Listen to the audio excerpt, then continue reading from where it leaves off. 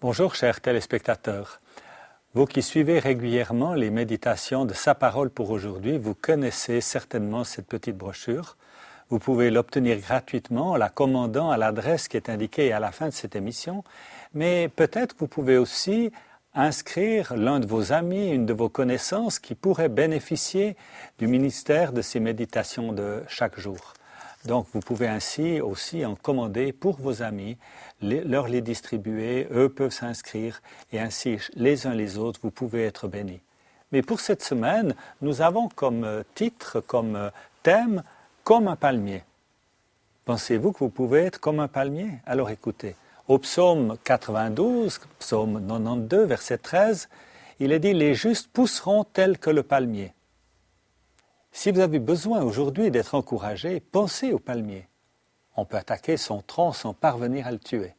En effet, pour la majorité des arbres, la sève qui se trouve juste sous l'écorce véhicule tous les éléments nutritifs nécessaires à leur survie.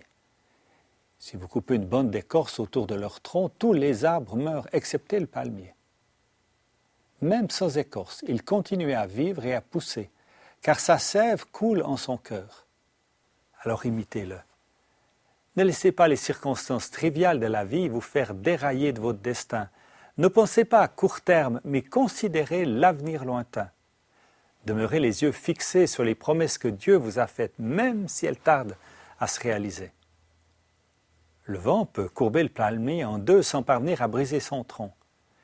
Les ouragans les plus féroces abattent la plupart des arbres, mais pas le palmier.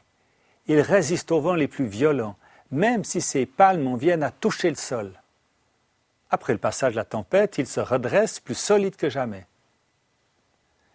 Vous avez été créé pour pouvoir courber l'échine sous les tempêtes de la vie, sans pour autant être brisé. Dieu a promis qu'il vous fortifiera pleinement pour que vous puissiez puiser et tout supporter et persévérer jusqu'au bout, dans la joie.